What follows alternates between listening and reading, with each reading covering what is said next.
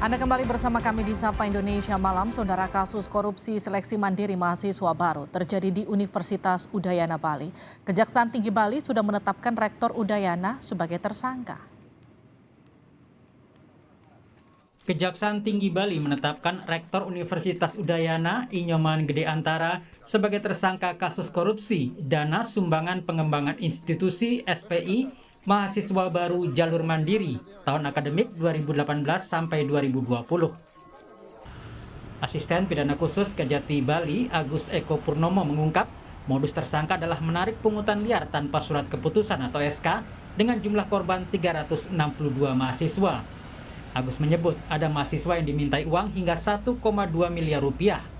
Total kerugian negara mencapai 108,9 miliar rupiah, serta merugikan perekonomian negara 334 miliar rupiah. Total untuk yang ini kita bedakan ya, untuk yang tanpa dasar, yang tanpa ada SK dari itu, yang pungutan liar, katakanlah begitu, ini sejumlah 362 orang dengan total uang yang telah diterima 3,9 miliar. Untuk sementara ada dua modus yang kita tangani, yaitu yang pungutan tidak sesuai SK tanpa dasar, itu yang saya sebutkan tadi 3,9.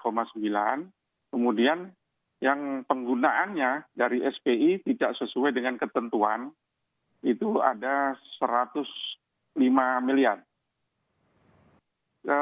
Ada juga yang tahun 2019 atau 2020 ya, itu ada levelnya. Levelisasi. Di level itu ada yang maksimal 1,2 miliar. Untuk satu mahasiswa? Iya. Itu paling besar 1,2 miliar itu untuk dipatok ya. Biayanya? Iya, tadi sudah kita periksa juga yang 500, 700, 1 miliar, 1,1, 1,2 sudah kita lakukan pemeriksaan tadi. Universitas Udayana Bali bakal menempuh jalur pra-peradilan atas kasus korupsi dana sumbangan pengembangan institusi yang menjerat Rektor Inyoman Gede Antara sebagai tersangka.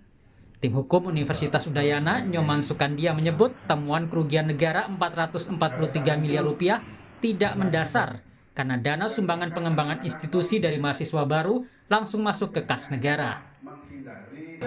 Nah, kita paling tidak satu hari ini kita akan ancang-ancang bagaimana itu kan perlu proses membuat surat kuasa dan lain sebagainya. Itu paling tidak butuh waktu paling tidak 1 minggu. Kasus korupsi penerimaan calon mahasiswa baru juga terjadi di Universitas Lampung tahun 2022. KPK menetapkan Rektor Unila, Karomani, sebagai tersangka. Wakil Ketua KPK Nurul Gufron mengatakan Karomani diduga mematok tarif mulai dari 100 hingga 350 juta rupiah untuk meluluskan calon mahasiswa baru tahun 2022 yang mengikuti seleksi jalur mandiri di kampusnya. Berdasarkan perhitungan KPK, jumlah keseluruhan suap yang diterima Karomani diperkirakan mencapai lebih dari 5 miliar rupiah. Uang yang disepakati antara KRM diduga jumlahnya bervariasi berkisar antara 100 juta sampai 350 juta untuk setiap orang tua peserta seleksi yang ingin diluluskan. Kasus ini sudah memasuki tahap persidangan di Pengadilan Tipikor Tanjung Karang, Lampung. Hari ini, saksi Mukri mengaku memberikan uang sumbangan 300 juta rupiah untuk pembangunan gedung Lampung Nadian Center melalui orang kepercayaan Karomani. Apakah tahun 2021 Bapak ada memberikan dana infak ke Pak Karomani? Bukan infak kepada Pak Karomani, ke Pak Karomani tidak. Ya. Tapi ketika itu Baik. ada pembangunan Gedung LNC. gedung MTC. Lampung Nadian Center. Oh, LNC ya. Ya.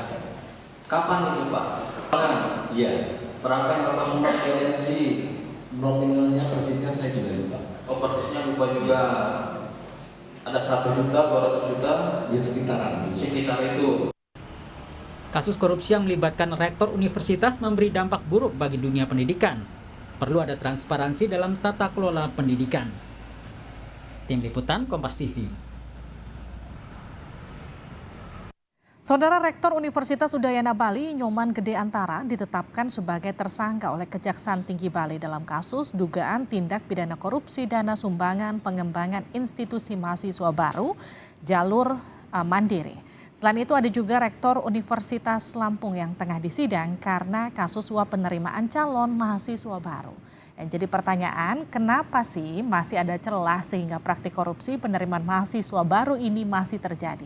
Kita akan sapa pengamat pendidikan Indra Karismiaji. Selamat malam Pak Indra. Selamat malam Mbak, apa kabar?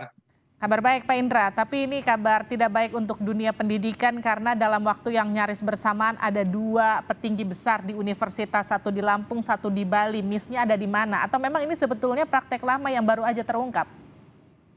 Ya, waktu peristiwa Rektor Unila yang lalu kan saya juga dialog di Kompas TV, saya juga menyampaikan kalau para penegak hukum mau lebih jauh, nggak hanya satu universitas, nggak hanya satu rektor yang kena, akan banyak lain yang kena. Dan ini terbukti kan, dengan Udayana juga kena. Yang saya dengar pun ada 2 PTN lain, tapi juga nggak tahu kasusnya sampai di mana. Tapi sama seperti kali lalu saya sampaikan, memang ini adalah sebuah keprihatinan kita, tidak hanya di dunia pendidikan, tapi kita bicara masa depan bangsa. Yang memang kalau kita juga melihat kasus lain ya, bagaimana para pejabat-pejabat kita yang koruptif, di mana penghasilannya itu berbeda dengan apa yang mereka tunjukkan di media sosial dan lain sebagainya, baru saja muncul kan, baru saja rame itu ya memang semuanya dimulai dari dunia pendidikan. Dunia pendidikan kita bukannya menghasilkan orang-orang yang penuh integritas, yang jujur, tapi justru yang berperilaku koruptif. Ini yang memang membutuhkan, saya katakan kita butuh revolusi sistem pendidikan nasional kita. Karena yang kita miliki sekarang sama sekali bertentangan dengan amanat konstitusi yang harusnya mencerdaskan kehidupan bangsa. Oke, Pak Indra, yang jadi pertanyaan kan pihak Universitas Udayana sempat menyebut sumbangan pengembangan institusi itu sudah sesuai dengan Permendikbud 25 2020. Emang betul begitu Pak Indra? Ya kalau dari penegak hukum punya bukti-bukti yang lain, saya kan percaya dengan penegak hukum. Ya kan, bagaimana mereka kalau sudah statusnya sampai menjadi tersangka kan berarti minimal ada 2 bukti yang kuat.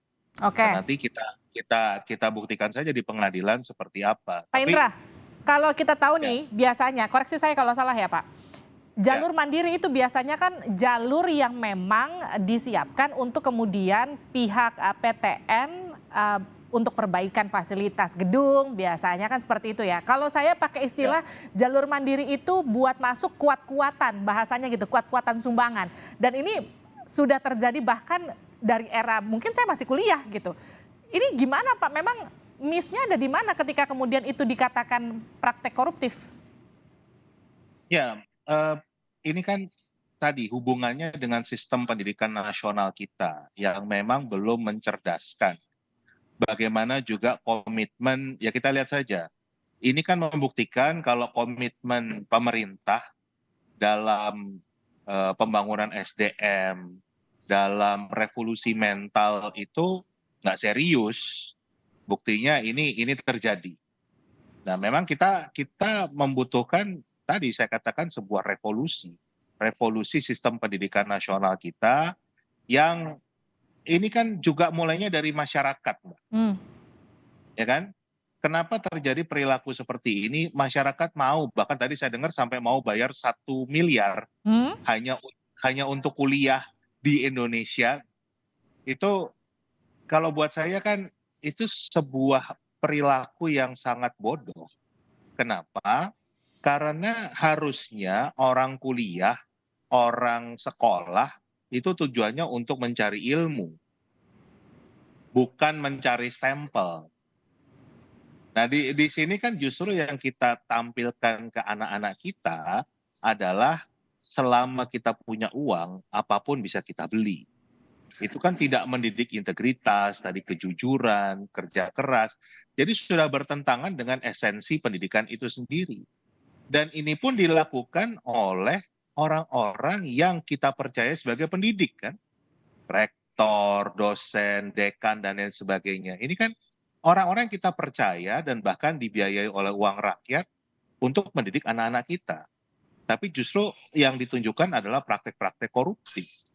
Ini yang memang harapan saya sih bisa serius betul-betul untuk mengedukasi bangsa ini, mencerdaskan bangsa ini secara nyata, nggak hanya retorika saja.